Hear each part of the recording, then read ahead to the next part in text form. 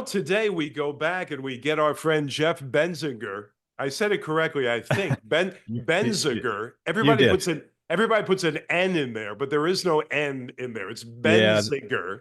that drives me crazy. And yeah, it should. Just think about my last name, Romeo. Oh, that's easy. Yeah, but think about the abuse you get for the Oh, last name yeah. Romeo as a kid. Oh, yeah. You have to But ask where Juliet is, right? yes, of course. I did not marry a Juliet. I married a Cynthia. Okay. Okay, so History Hunters is where to find Jeff, and this is one of the greatest, one of the ones that I came upon in the very beginning when I started with watching YouTube on a regular basis. I actually stumbled upon Jeff. I had no idea. I just watched this one video and I saw the fascination that you had with the very first one. I can't remember, but it was a grave site of a very important person, and so important I can't recall right now, but it really left a mark on me. So I kept on tuning in. I subscribed, and there we go. History Hunters, Jeff Benziger. And Yes. here we go. The last one, the one that I wrote, that I watched, it was James Dean, because of course I'm an actor and of course I'm drawn to such things. His that's the last one that I watched. And Okay. that was a fascinating one, Jeff. Tell us about, first of all, let's go through how did you start this? What happened to lead you in this direction? You mean what started the channel? Yeah, basically, Uh, why this subject matter? Why? well, I've always been interested in history, and I was at the local bookstore and I picked up one of the Arcadia books. Kind of the local history books, you may see them. They all have the sepia tone covers. And I was flipping through one that had a picture that had the first location of the first and last robbery that um, come on, Charles Bowles, who was Black Bart, committed his robbery outside of Copperopolis, and it's just a short drive from where I am. So I said, Sarah, let's go and try to find this rock because I heard that there was a plaque on it. Actually, it's on private property. So we found the rock. We had to trespass to go there. And then I went back to the museum in San Andreas, and my shoes were all covered in mud. And I asked the guy there, I said, "How do you find the location for where Black Bart committed his robberies?" He said, "Well, you can't go on it. You can't go there because it's on private property." I said, "Well, look down at my shoes because I just went there." And at that moment, I said, "You know what? I need to do a YouTube channel because this would be a great idea." If you go on YouTube, there's a lot of people that visit graveyards, but I want to do more of the history. And when I go into a cemetery, I try to pull the history out of the cemetery, so to speak, because there's so many fascinating stories in cemetery. And I go by the motto, everybody has a story. Now, are we going to know about the story? Probably not, not unless it's been documented in some way. So I try to do my research before I go anywhere. I try to find out all I can about the area and about the people. We just got back from Kingman, Arizona, where there's some really fascinating Route 66 type history, but also some Clark Gable history because he and Carol Lombard drove all the way from Los Angeles in 1939 to get married in Kingman, Arizona at this church. And I can't figure out why they drove so far to get married, but they did that. And then Andy Devine, the character actor, the Western character actor, grew up in Kingman. So I photographed the hotel that his dad operated, and we just had a great time, just doing our own thing, but also recording history. And it helps pay for the trip, so to speak. Yeah, So these that's trips kind of become how it started. expensive. They have to become expensive after a while. Oh No? yeah, every time you book a hotel, it's 150, $200 a night. So Yeah, travel is really yeah, pricey. yeah. And when I watch, I often say, I wonder if he just drove for the day or is he there for a little while. When I see California, I think automatically, although California is a big state, I think automatically you drove back and forth. But most of all, you stay at the hotel, the nearby hotel. Is that how you usually do it? Yeah, or we do an Airbnb. But I Okay. try to hit like all the places I can in one trip. So a lot of people I'll publish a video and then they'll later say, "Well, why didn't you go? You missed this. You did that. You didn't go here. You didn't go there." It's like, look, You I've can't shot please like everybody. 5 or 6 videos here, so cut me a break here. And that's the thing. Everybody's going to have something to say. Oh, They oh my always gosh. have. You could do the greatest work. You'll have the naysayers down there. It's just the way things go. And You I'm used to it. I'm sure you're used to it. you have It's to have part thick of the whole skin, I thing. say. Thick Yes, you skin. do. Yes, you Yeah. do.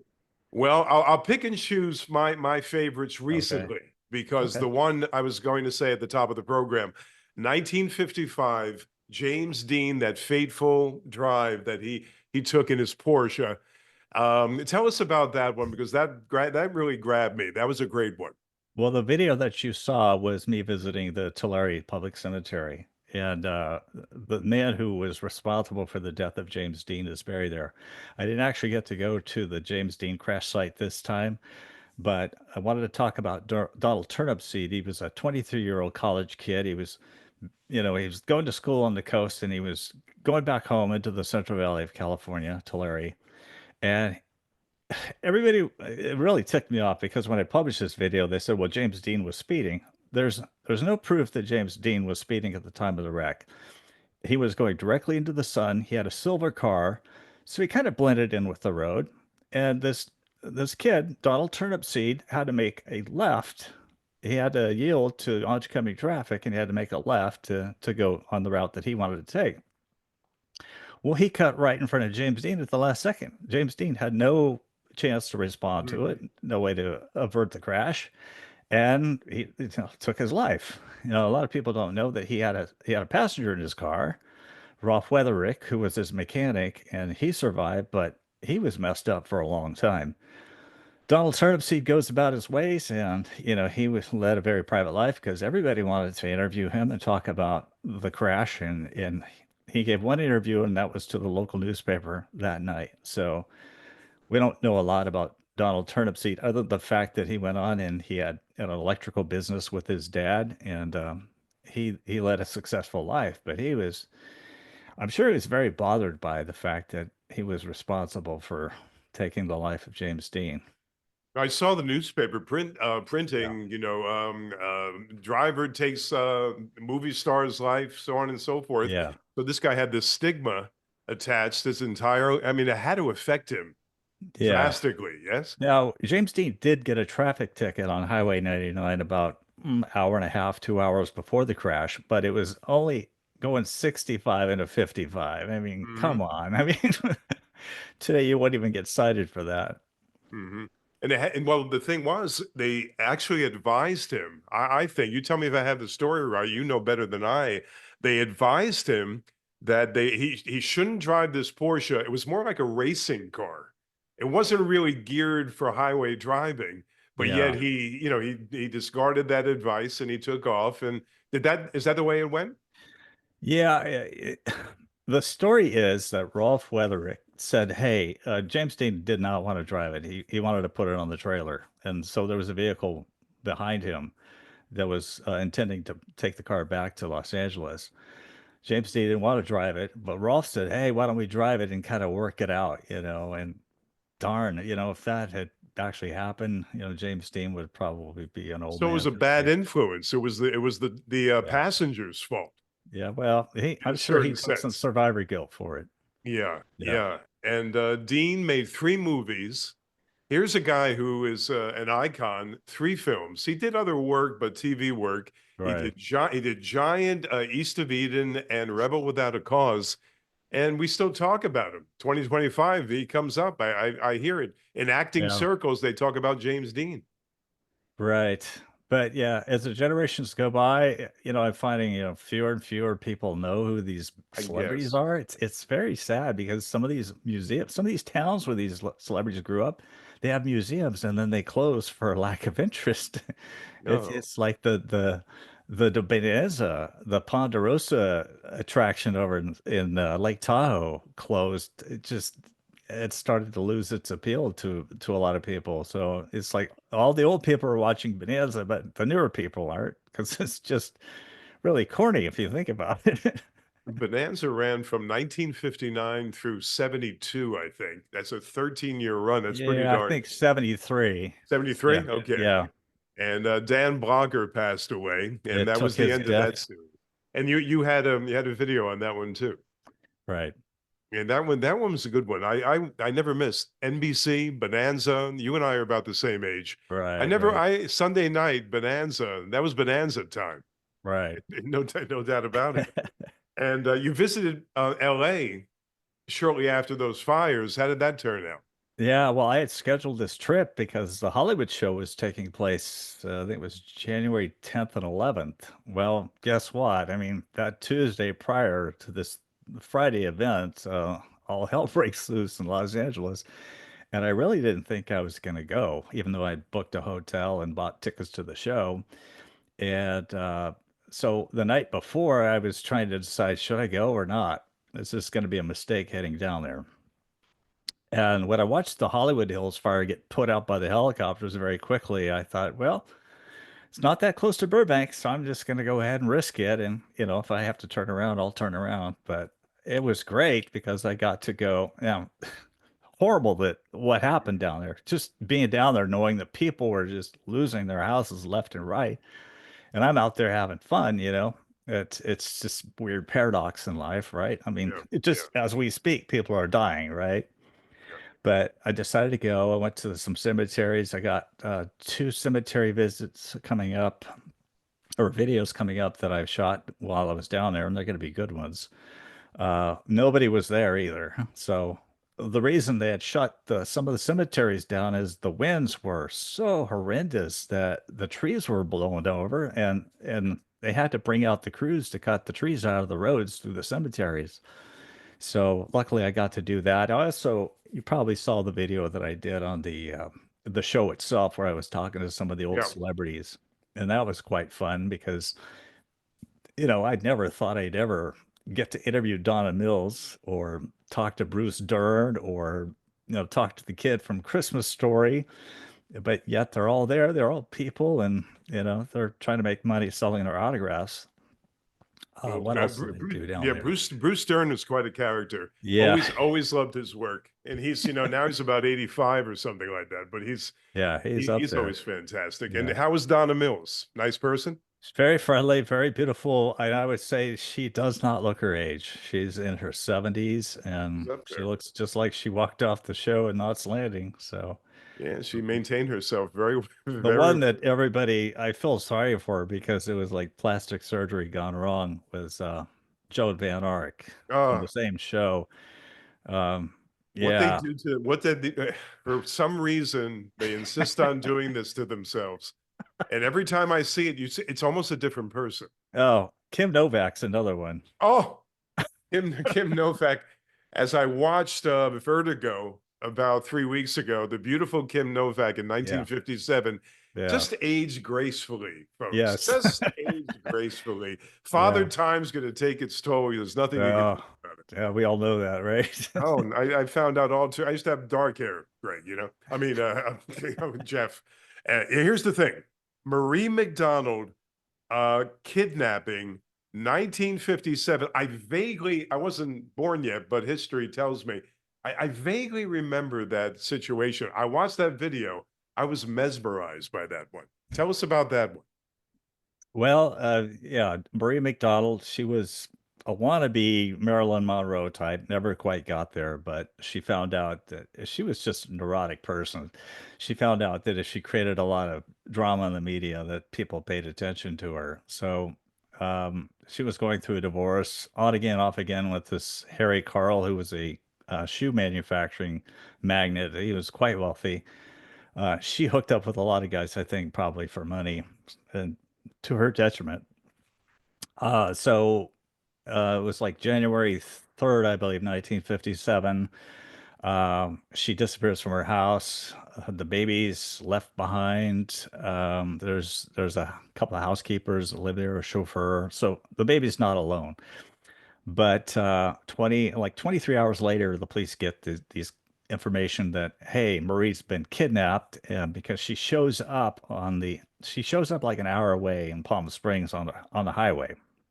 at night, a trucker sees her, headlights hits her, and goes, "Oh my gosh, there's a blonde lady right there, crawling up out of the side of the canyon there." And so when the police talked to her, they just suspected that things weren't adding up. For one thing, she says the men broke into her house with a shotgun, and that they took their time cutting letters out of magazines to fashion a ransom note, which they stuck in the mailbox as if how you can even find it in the mailbox. Um, and just her stories didn't add up. So when they did a search of the house, they found this book that was basically, forget the name of the book, but it was simulated focused on an actress who faked her own kidnapping to get attention. And they started thinking, is A little this too did close to this home. really happen? So they had a grand jury inquest. Bottom line is nobody knows today.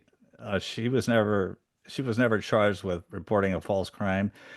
Uh, Kidnappers were never found. Harry Carl said, "My wife wasn't well, so I don't believe her." She actually accused him of committing this kidnapping, so he takes a polygraph test, passes. She's asked to take a polygraph test, and she refuses. So you be the judge of what actually took place. So this happened at 57. She did have a couple of movies out after that. I think you probably remember The Geisha Boy with Jerry Sure. Lewis.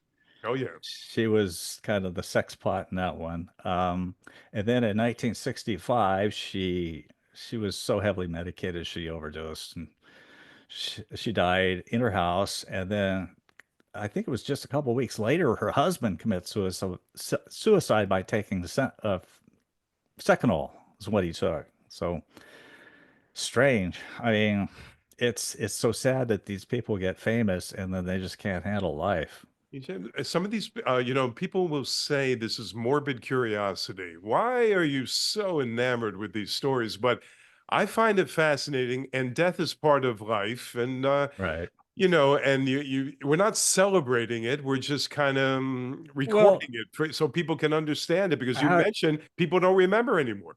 how do you talk about history if you don't talk about dead That's people, right. right? Every historical, we all die, right? That's You and right. I are gonna die. Yeah, So, I hate to say that, but yeah, you're right. You it's don't have to bring reality. it up, but you're right about that. But, We but try to put it off as long as possible, right, right? right. Try not to think about it. But she was something because she was quite the character. It's not surprising when they're so off their rocker that they end up in a bad situation at the end. Yeah, And it's very tragic that the husband ended up the same way. Very yeah. tragic on that one. Here's one for you that was out of the box, I thought. It was very interesting that you made a special trip for Lolly Vegas, I believe his name is, from Redbone, Come and Get Your Love, which I listened Right, to in 1973. right, I right. couldn't get enough of that song.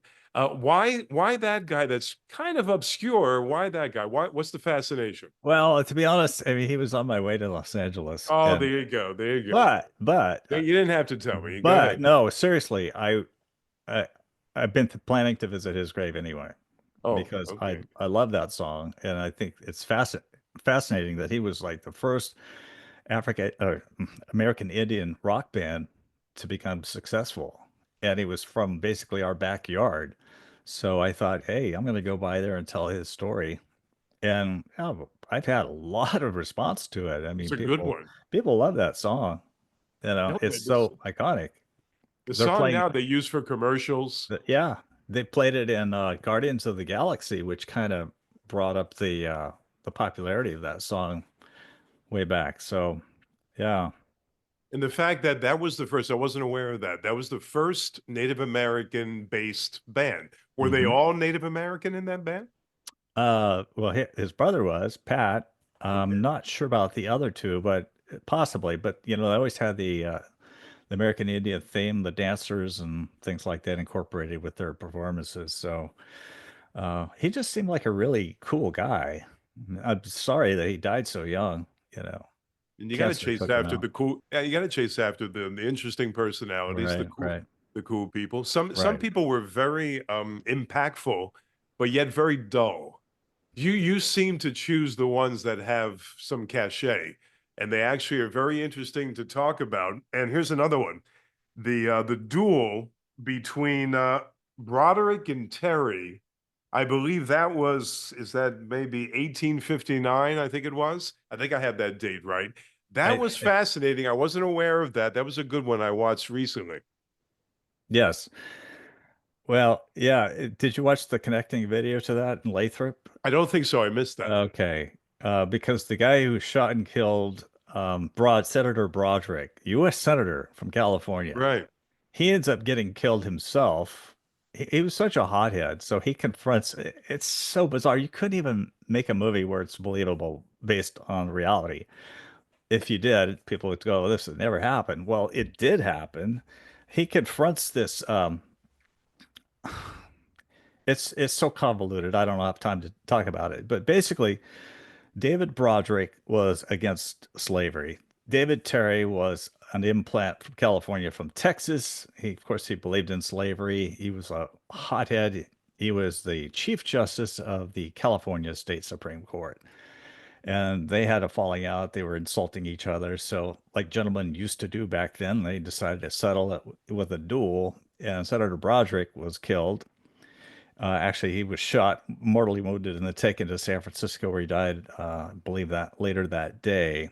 But fast forward, Broderick marries this nut job called Sarah Althea Hill, and she's affiliated with another U.S. Senator, William Sharon, who's a big Comstock lode owner up in Virginia City. They have a falling out, so he sues Senator Sharon because he's worth millions and millions of dollars, and she wants a cut of it. Well, it went through the courts.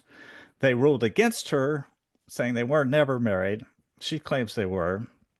So Senator Broderick, Senator Terry, excuse me, David Terry meets up with a justice that ruled against him at this little tiny railroad station in the Central Valley of California. It's named Lathrop, and he charges at the justice, and his bodyguard takes a shot, hits him in the chest, and kills him on the spot. You just can't make this stuff up. But David Terry, I think, was responsible for his own death. Just that's the way he lived his life. On the edge. He was confronted one time in court. He didn't like what was being done, and he threatened to cut the ear off of the court guard in court, and so he was imprisoned for that, like a couple of months. And then his wife also tried to attack the judge. So we're talking about some volatile people, you know? The way they settled things those days, you know? Yeah, I mean, incredible. And it all And happened in these little dusty towns in California, you know? yeah, and you correlated the duel between Aaron Burr and the other, and Right. and you kind of had that kind of correlation there. Yeah. That was interesting too. Yeah, we'll go out there 10 paces, turn and fire, and that's the way, and the best man wins. That's the way they did things sometimes. Well, and Terry was familiar with his gun and Broderick wasn't. So it wasn't Mm. really a fair fight, you know? But Ay, ay, ay. somebody's got to come out a loser on that one. And here's one that was tremendous, tremendous. I just watched this one about 15 minutes ago, to be honest with you, maybe a half hour ago. Helen Keller. I don't know how I missed this one, and my wife loves this whole story. She was always very fascinated by Helen Keller. That must have been one of your most fascinating stories that to do. That was a fascinating one, wasn't it? You know, I was visiting my dad and I had learned that Helen Keller's birthplace was right there. She lived there until she was about 9 years old. But here's a little girl who couldn't speak, she couldn't hear, she couldn't communicate with the outside world. Her parents were just exasperated. What do we do with her? And they read about this woman, Anne Sullivan, who had worked with others, deaf mute children like her, and it was a chore getting Helen under control because basically she could run through the house tearing it up, and they just let her do it because it's easier than trying to quell this little wild child. So they shipped her off, and I'm surprised that so many people don't know about Helen Keller. Even after the movie that came out in I think '62 with Mhm. oh And Bancroft. Yeah, and Patty Duke. Patty Duke played her, and so she became this really. I mean, you think about, uh, we are able to communicate because we hear and we can speak and we can hear our voices. Hmm. Well, she would actually have this system where she would place her, I think it was like this, so she could feel the vibration here, and she could also feel the lips, and she could determine what you were saying. Now, it seems a little intrusive to have somebody with their hands all spread all over your face, but that's how she even did that to President Eisenhower. I was kind of surprised to see a picture of that. So, Yeah. yeah, she was inspiring because most people would just want to just, you know, roll up in a blanket and call it a day, you know. I have to tell you, the movie, I never really dug the movie for whatever reason. I thought I Yeah. didn't care for Patty Duke's portrayal. Anne Yeah. Bancroft I thought was fabulous, maybe a little over the top, but I didn't really care for something about it was a little overdone. But that's how I learned about that whole situation. Otherwise, that's how, but I think I saw that film maybe 1968 or 69. All right. It was a groundbreaking film in a certain sense. Well, it was also black and white. I mean, Yes, it's harder to watch black and white, I think, but I like the black and white. yeah. Yeah. Yeah, I'm partial to the black and white sometimes. I feel very relaxed when I watch those black and Yeah. white films, but that whole it's just incredible with the limited resources they had that they were Yeah. able to do what they did with her. And it wasn't until Helen actually listened to her teacher that things started to turn around, right? Yeah. Right. No, it took years of working with her, and they became lifelong friends. In fact, they're buried together at a crypt there in Washington, D.C. So, yeah, that's just tough to think about, just growing up like that. I often ask myself if I had the choice between losing my hearing or my sight, Mm, which would I lose? And I think sight's more important to me.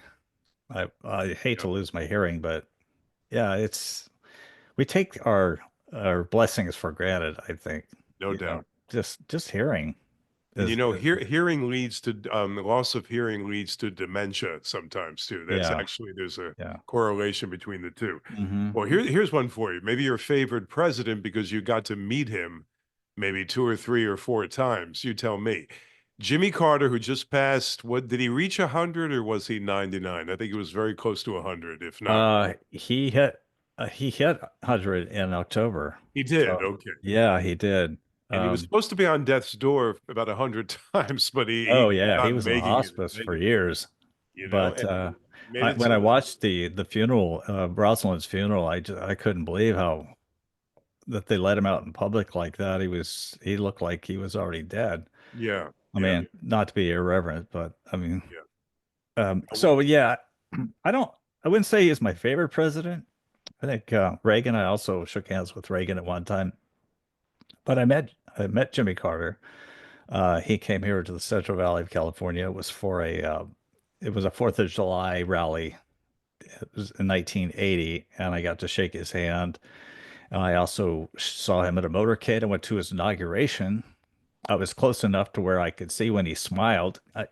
And that's saying something because if you've ever been to a presidential inauguration, there's seems like millions of people there, but to be close enough, basically alongside of the media stand, that I could see him when he smiled. So it was a memorable moment for me. I was only 15 years old to see a president inaugurated, and then I saw him. I think the last time I saw him was at the Ronald Reagan Presidential Library dedication. I think that was in 1991. But he was stood there with the five presidents at one time. It was just a surreal moment. How many times do you get to look up and see five presidents of the United States standing on a That's a pretty podium? good afternoon. Yeah, And historic moment. you notice how you remember strange things. I remember from that video, you said, I'm quoting you, not verbatim, but close. He had the softest hands I've ever felt in my life, and someone else in your family said the same thing. Yeah, my grandfather. So to get into this town hall meeting there in Merced in 1980, you had to have a ticket, and it was basically you just put your name in. If your name gets drawn, you get a ticket. So I went in. girlfriend at the time went in, and my grandmother, well, my grandfather was outside, but he was along the ropes, so he got to shake Carter's hand on the way in. And so later, when I was sharing with him, I said, "Yeah, Carter had the softest palm of his hand I've ever felt." He says, "I noticed that too, Jeff." Hey, It and I wa- thought, of all people who should have calluses on his hand would be a peanut farmer, right? I was just going to say that the guy's doing manual labor there, and he has those soft hands. Well, maybe he wasn't. Maybe he was just giving orders. You do it. I'll stay right here and keep my hands Right. soft. But Yeah. okay, here's one for you. Muscle Shoals, the wonderful studio that everybody, all the big names have been to. What Right. prompted that visit? Well, again, it was when I visited my dad. See how I work. If I'm going to go visit someplace, I know I you try to sneak find in all the places I can hit.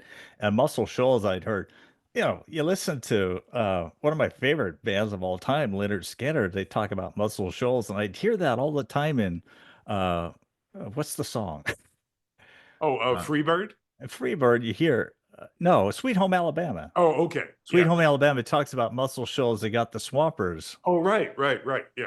Yeah, and what's the Swampers? Well, I found out the Swampers were this group of four local musicians. What do they call them? Uh, Session musician. yeah. So they had their own studio there in Muscle Shoals, Alabama. I thought, where the hell is this place? Hmm. It's this little building on the side of the road. In fact, we passed by it the first time we went through there, and I went, that was it. Oh my gosh, It's a it's little just this shack. tiny, gray building. I think at one time it was a coffin manufacturing in the showroom, but they've restored it the way that it used to be back when Rolling Stones was there for like 3 days. Uh, Linda Ronstadt was there. Uh, just a lot of hits. Bob Seger and Silver Bullet Band in there. Paul Simon recorded Kodachrome inside this building, and you're standing there. I finally got inside there because they take us to the basement first, and they take us up, and I said, so where's all this music recorded? And they said, you're standing in the room. I was like, oh my gosh, this is it.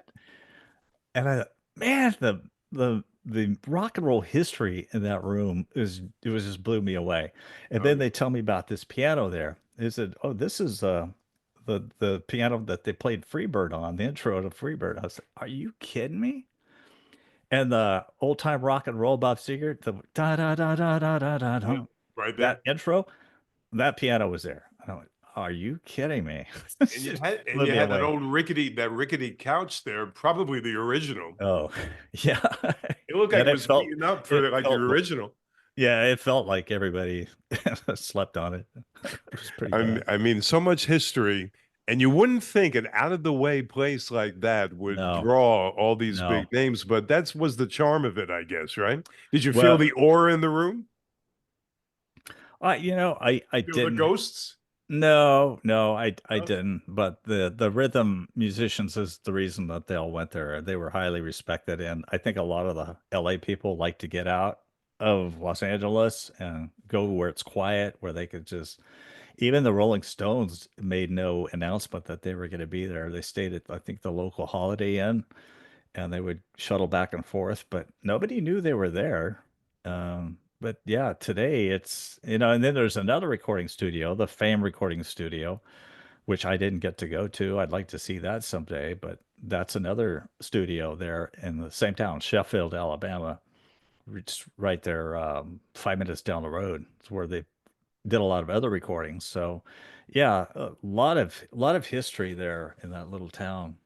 You know what I like when you do, you put the old historic picture and Yeah. you kind of put it right alongside what you're filming on that day, and just to see how it was and how it is, that's a beautiful thing right there. Yeah, I love it when I can collect enough pictures where I can stand exactly where the photographer stood. Like, Yeah. I think he did one with the Muscle Shoals, where I stood in front, and then I kind of brought in the album cover, Cher's album cover, where she had posed out there, and then he had Ronnie Van Zant from Leonard Skinner out there sitting on the sidewalk that I just walked on. It's incredible. Yeah, people love the fade in and out thing. Yeah. Yeah, and When you can do it. you have to be a special personality. You obviously are. There's something about the curiosity factor that you have to have. That's what I think sometimes the young people that you mentioned that aren't aware of these things, they're not very curious. If it didn't happen in their lifetime, they don't care Yeah. about these things. But I would hope that young people go to history hunters, oldsters too. We all want to go to history hunters. But how about these young people make a commitment and get a history lesson from my friend Jeff and go watch some of these videos. You learn a great deal. I'll tell you that. Oh, well, I've been selfish. I've been mentioning some of my favorites. Why not tell me some of yours that stand out? Oh, I think the one in Kingman's got to be one that I'm going to enjoy. But I think I went to Alabama Hills. It's this place in Lone Pine, California. It's on the eastern Sierra Nevada. It's kind of out of the way. You have to travel. It's out in the desert, basically, where just about every Western you can think of was shot out there. Just about every Western actor has been out there. Mm. That one I really enjoyed because I did also lined up some scenes, and like this actor stood by this boulder. I don't know if you remember that one, but I found they made this little concrete watering hole out in the, I saw that one. yeah, Yes. where Gene Autry was standing for the um, Mule Train was the movie back in the 40s. And we found that, and I stood exactly where he stood and kind of played around with fading it in and out. So I really like that one. I I don't know. It's really weird when you make a video, you think, oh, people are gonna really like this one, and then they don't, I know. or I vice versa. never Like tell. you will put like the Helen Keller thing. I didn't think anybody was gonna watch it, and then that thing just like blew up. Like, Really. what? You people didn't know about Helen Keller? I mean, it's like a No, great it's awakening here. Helen Keller. Who was that? I had no idea. That's exactly what happens sometimes. You Yeah, have no idea. You have no idea. The YouTube thing is very strange because it you never is. know what's going to go gangbusters, and the other one's going to fall apart. You have no idea. Are you obsessed with the fact, where your subscriber total and all these things? Do you think about it all the time? Is it foremost on your mind? Not so much anymore because I realize, we had talked before this show that, yeah, you got 153,000 subscribers, but how many actually going to watch your video? Hmm. I'm more of a kind of guy where if I subscribe, I'm going to watch the videos. And so I'm puzzled by the fact that 153,000 people aren't watching my videos when they come out, at least within the first month or so. And if I get 10,000 the first day and 20,000 by the end of the week, I'm doing pretty good. Hmm. Now, a lot of people might be looking at that going, "Oh, well, don't look a gift horse in the mouth because Sure. that's a lot." In the YouTube world, I guess it might be, but then I start comparing myself to other people who do what I do. There's a guy that's called Sidetrack Adventures. He kind of ticks me off. Does he copy from you? No, he doesn't copy me, but he's basically doing the same thing, and he's getting uh, And he's vastly probably more views what than I am. So does he have a good personality? he's average, Yeah. but he's doing it, uh, I think full time because he Oh. can't be pumping out the videos and have a day job like I do. So And he's doing how many per week would you say? I at least three or four, That's quite a bit. and I can't do that. That's constant Uh, how many do you do now? I do one a week. Okay. Sometimes twice a week, but I want my videos to be quality. Anybody can throw out a video that's just slapped together and it looks like crap, not edited well. And people always compliment me, "Oh, your videos are very well edited." It's like, well, I hope so because I spend hours and hours and hours a week. Even after I get off from work, I'll come home and You work do on it. the editing. And it gets like towards the end of the week where I'm ready to release this thing. I'm sick of the video. Yeah, And I know because for thousands of people, it's all going to be new for them. So I have to tell myself quality matters when that many people are watching you. So, yeah. how much have you spent on equipment? Have you put a fortune in? No, I'll tell you what, people ask me, "Oh, your videos are so nice. What do you record with?" It's like, This the simple a simple is it an iPhone or a It's an iPhone, and There you it's go. just, it's 60 frames per second, 4K. And Can't beat it. you have the little holder, whatever you call that thing, and you go do it, right? I also have a GoPro, and the Okay. bad thing about a GoPro is I do have the selfie stick with a GoPro, but the Selfie bad thing stick. That's about that is the darn thing will seize up on you, and you're like 2 minutes into your 4 minute dialogue, and it. Oh, jeez. the thing froze up on me because it got hot. So Oh, jeez. no, I don't spend a lot of money on it. I asked it, I think last time we got together, maybe over a year ago, I asked this question. Have you gone to a location and you found out they just did not want you around? They Yes. said, what are you trying to do here? This is private property. Okay, You so can't be here. it just happened to me. The Murray Really? McDonald thing. So Oh, really? Wow. yeah, so I didn't enter the guy's property. Basically, the only thing left from Marie McDonald are the two white pillars that are outside of her driveway. So the fence, the gate have changed, but the two concrete white pillars made out of brick are still there.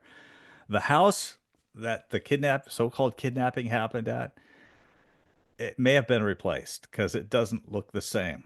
And when I arrived there, there was a lot of construction work going on. So it was either torn down or rebuilt in the same footprint, or it was being remodeled on the outside. There was a lot of activity going on.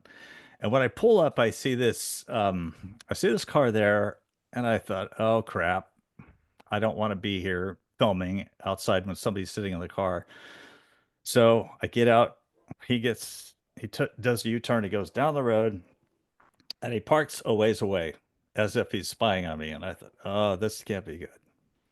So I get out my GoPro and I'm talking. I'm a little bit nervous because I'm right there on the road. Cars are passing by.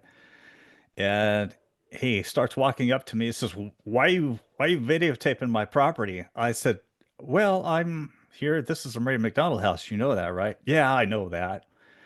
He was very short with me. And I said, oh, here, let me show you my card. I'll show you what I do. I talk about history, and I'm doing a little video here about what happened here.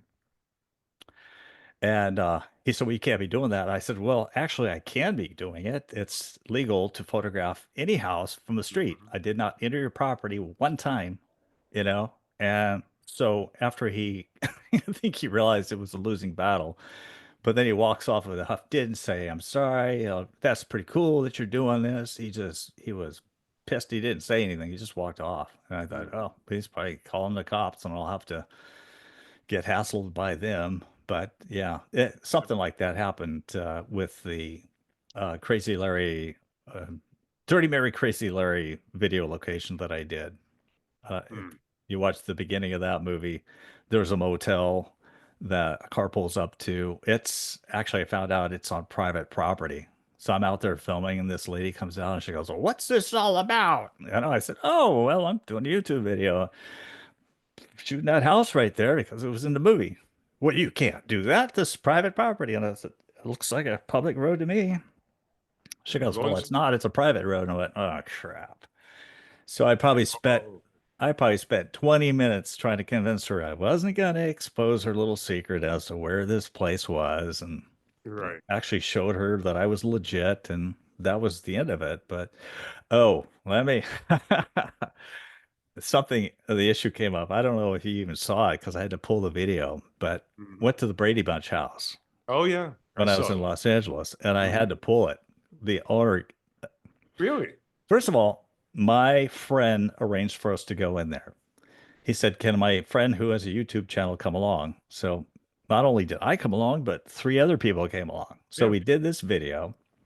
I published it. So she even let me interview her. I said, can you talk to me on camera about the house? So we're sitting side by side and I'm videotaping her. She's got some great dialogue. And I thought, yeah, this is great. I'm going to put this in. Well, apparently she didn't like the fact that people were criticizing how she looked. That they said she sounded obnoxious. You know how people are. They're just really, Mhm. I mean, it's Just looking just, for something. oh my gosh, it was just critical to no end on it. So uh, she just kept harassing us. Pull it down, pull it down. I also did make a mistake. I showed her license plate and didn't blur it out a second time. So she got ticked off. So you know what I did? I'm gonna re-upload it, edited, at her completely out of the picture. So you're not even gonna see her, you're not gonna hear her, you're not gonna see her car, you're not gonna see her license plate.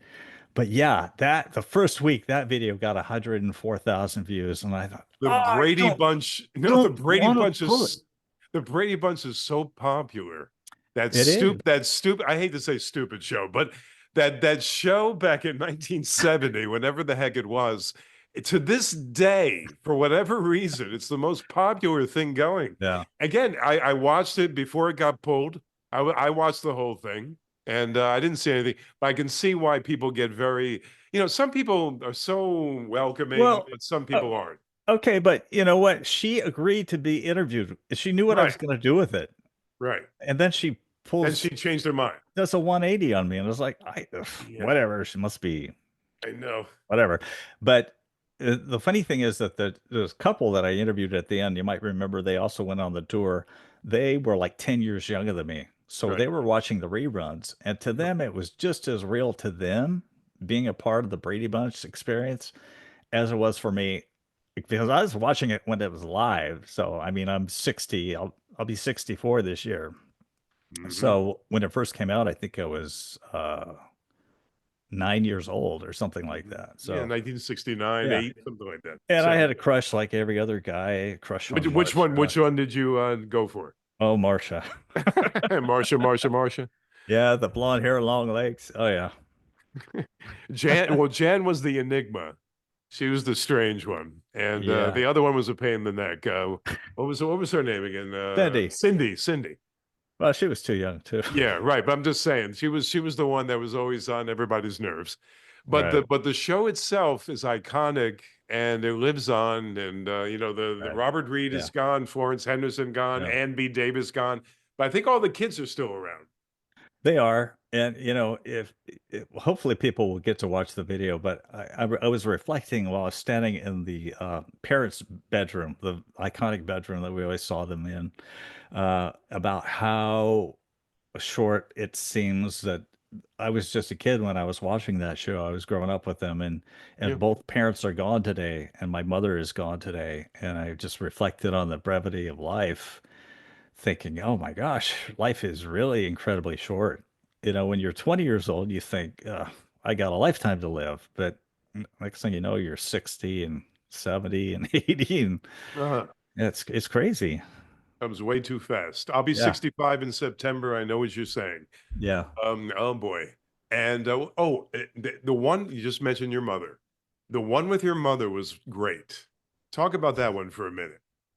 So which one? Because I There did was two. one with your mother. With your mother, I took her. you had old photos of your Yeah. mother. Yeah. Yeah. So, um, I did two videos. I took her to Graceland. It was something that I'd always wanted to do, and I felt this nudging in 2018 or 2019. I need to take my mom to Graceland. It was fall time. It was September, October. Um, so she loved the experience. She was starting to fail at that point. She had a walker, so she moved very slowly, and she was starting to lose her mind a little bit. Was totally in love with Elvis. So I'm glad I took her because you know what happened the following March, right? March of 2020, entire country shuts down because of COVID. Right, right. COVID. Uh, she was in a rest home facility, and I couldn't even go see her. I Same thing remember happened here. Same I would exact take thing happened I would here. take her to lunch, and so I showed up for lunch, and they said, "Well, you can't take her out." And I said, "Why not?" "Well, COVID. If you take her out, you're not going to bring her back." I said, "Okay," because at that time they said 2 weeks. I said, "Mom, it'll just be 2 weeks." Well, didn't turn out that way. She actually died in that place. I think she died of a broken heart because nobody could come and see her. I couldn't go see her. She died on Halloween Day in 2020, and I couldn't even have a funeral for her. Hmm. So for me, the video tribute was my way of saying goodbye to her and honoring her memory. Um, and I was up here in this room editing my video, and Sarah walked in. And she saw that I was sobbing. She said, "What's wrong?" I said, It's this video. It was just my way of mourning. Yeah, So yeah. I Well, tried to do it right, tell her story. You know, I think you did a all wonderful job we because it could really touched me. we could all say that we love our mother, but I talk about the so-called warts. She wasn't perfect, and she was difficult, especially towards the end. Just she didn't want to be where she was at, and it's difficult. And I'm starting to see little glimpses of what it's like to, because I'm going to start preparing for, losing teeth. We talk about Jeez, losing you have a good dentist. hair. He'll take care of you. Do you exercise? Yeah, yeah, I try to. So you're working out. You're eating well? Why are you asking that? Because you just said how old you're getting. Oh, yeah. Well, I mean, I probably 64 is the new 44. Yeah, I do run, but I find that when I run, I have this incredible aching in my joints. Is like this didn't happen in my 50s. And so Yeah. you remember how it was growing up, and the old people would say, they start sharing about their aches and pains, Oh yeah. and you're like, what's your Yeah. problem, Yeah, I And know. now I'm starting to see what it was all about. No, no, you're so right. And you know what's funny about I talked to my Cindy about this. Back then, you know how everybody has a water bottle everywhere they go. The Right. water is so. We used to go out, Jeff, play in the hot sun for hours on end. No water anywhere to be found. We'd come home and just douse ourselves. We were so thirsty, but everything was so much simpler, so different. Yeah. It just was such a different era, and it wasn't that long ago in the long run. I mean, if you think about it, 40 years, 50 years isn't eons ago, Right. but we've changed so drastically, I feel. Well, I grew up in the country, and the nearest store was like 3 miles down the road. And on the Mhm. weekend, we'd all get on our bicycles. It's kind of like the Stand By Me video where Yeah. kids taking off being kids, and we'd take off down the road and cross the busy highway. And you think about that today. I mean, a lot of parents won't even let their kids out of the backyard. And for good And reason, though, if you see what goes on, yeah, sometimes you can't blame them. it's But sad. Yeah, it's what sad. part of California did you grow up?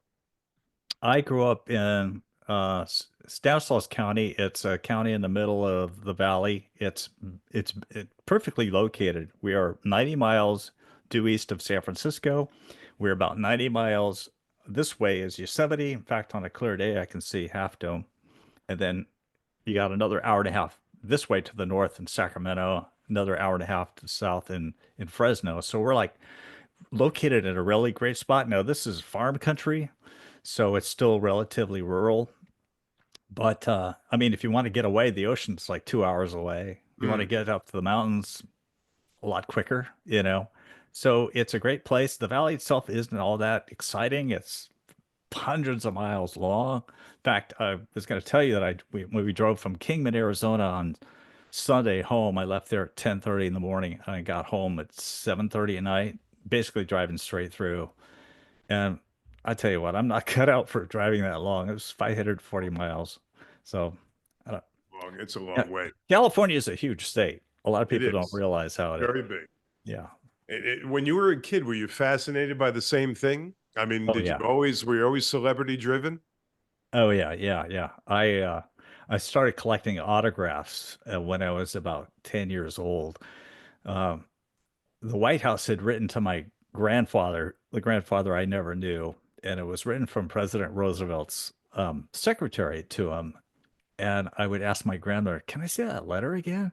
So she'd pull it out, and I thought, "Oh wow, that'd be cool to have a real letter signed by Franklin Roosevelt." Well, now I got like 10 of them, right? But I've always been fascinated by celebrities, and so I think autograph collecting kind of dovetails with that. So whenever I've had opportunities to meet famous people, I've done that. Michael Landon, Ronald Reagan, Jimmy Carter, just whoever came around. But I got to interview Shirley Jones, the actress, at her Oh yeah. home in Van Nuys. Um, Another actress by the name of Terry Moore, who was actually married to Howard Hughes. And I would love to interview more people, more celebrities. I think I could do a good job. I don't know how to get in touch with them. So, it, It's difficult. Some are willing, some yeah. are kind of reclusive, depending on who Well, you're getting. some of the people who did talk to me at the Hollywood show wanted to be paid. And so I thought, oh, I saw that okay, video. I noticed that. Yes. okay, I'll pay you. I mean, I'd rather not have an autograph. I'd rather have some FaceTime with you. Maybe people would appreciate a word. Now, Bruce Dern, you probably remembered I walked up to him and I said, "You were in a John Wayne movie, weren't you?" He goes, "I killed him." I said, Yeah, you "What?" did. He said, "I killed him." So I Yeah, went back and watched the Cowboys. I was like, "That's a brutal scene. No yeah, it wonder was he got very hate mail. violent. He killed John Wayne." Yeah, very violent. And that's what he was known for a long time. I remember Bruce as he was a big distance runner. I met him one time at the SAG office in New York City in Manhattan Okay. here, and a very strange, quirky guy, but very nice guy. Yeah. Very Yeah. nice guy. The guy that I interviewed before he passed away many years ago was Andy Griffith, and he was very difficult. I remember, as Yeah. opposed to these other people that were very, I guess to tell the whole story of one's life is kind of like one person feels as though you're prying, the other feels as though you're very interested and you want to know for good reasons. You have no bad intentions, depending on how the person looks at you. You always, I don't know. Do you see your channel turning in a different direction, maybe interview driven, more so than than what you're doing right now? Do you see that I don't happening? know. Right now, I've got so many limitations. I think I have like 2 years left before I retire from my day job. Mm, And so I have to figure out kind of what direction I'm going to go with it. But at least I'll be able to produce more videos. There's a lot of travel that's required. I know there's a lot of people who build up YouTube channels just by sitting in their basement, so to speak, and digging up pictures and coming up with the dialogue and never leave the place. And I don't respect videos like that. I think they'll even run pictures that don't even go with what they're talking about, you yeah, know. I've seen that. But it's funny. You mentioned something. Stephanie Powers was Oh yeah, also at the Hollywood show, nice person. and I waited a good half hour to get her autograph. I thought she was friendly until, she saw that I had my camera there. I was baiting her into talking about Bing Crosby because I saw a still of her and Bing Crosby. And then I thought I was going to get away with it. And then she says, "You should be doing that." I said, "What?" "Videotaping me." So I want you to delete that off your phone. So I'm like, oh, crap. You're at a Hollywood show. You're supposed to be talking to people. All What's right, the big deal? So she actually watched me. She wanted to see me delete it off her phone, off my phone. Well, she didn't realize it's still saved in the delete file. sure. So I I got think away with it, I hope. you got away with it. I think I remember Heart to Heart with Yeah, I think sometimes they think you're going to make money from them, and you're going to use that, you're going to exploit that video, that photo, whatever it is, and somehow make a bundle off of them somehow, some way. Yeah, I can see that with her well, because she seemed a little standoffish in a way. I can tell you that the amount of money I spent just going down there for that show, I have not made it with YouTube revenue. And Have you made good money on YouTube? uh, yeah, I'm supplementing my income. It's it's something where it just depends on how popular a video becomes. Obviously it's paid by views. It's not paid by, you don't get X amount of dollars for each view. And then there's also other factors involved, like what advertisers are advertising on your channel. So yeah, it's over 2 grand a month. Oh, you're getting 2 grand a month? Yeah, over. Spend- Yeah. Oh, that's actually nice. I mean, Yeah, it is. It that's is. a very nice income. And coming into my retirement, it's going to be something I'm going to be depending on. So And just think about how many people there are out there with channels with all different topics of every variety you can. They have specialized channels for every little niche subject you could ever think of. right. I can't get over the things that go so well. People are so interested in certain things. I say, this is so mundane, so silly. Why are people so? but you never know what people are going to go for, Jeff. I'm yet to figure it out. I can't figure it out. We have a lady here in our hometown who we kind of know through an acquaintance of family members. She just talks about life with her kids, and she's got over 1 million subscribers. And I, Wow. I watch her stuff, and I go, "Are you kidding? Why do people want to watch this?" I mean, it's like people who don't have a life are watching people have a life, you know? That's pretty much it. Live vicariously through somebody else. Right. Well, Jeff, I appreciate you being with me. It was great fun. We have to do it again maybe in a few months. What do you think? I think we can. I got this Zoom thing figured out. Again, this is my first Zoom, so I'm really honored by that because hey, this is the first time face to face. Because the last time we had you on the phone, I had a little bad connection. It was good. yeah. It was good. I'll send you this, and we can we'll have the people look at it, and it'll be great. Well, I appreciate your interest. I mean, I was impressed that somebody in New York City would be a big fan of this channel, You and have to I'm come to really the East Coast one day, humbled have by it. dinner with Yeah. my wife and I. Bring Oh, Sarah. awesome. All right. Thank you very much. Thank you. Take it easy. All right.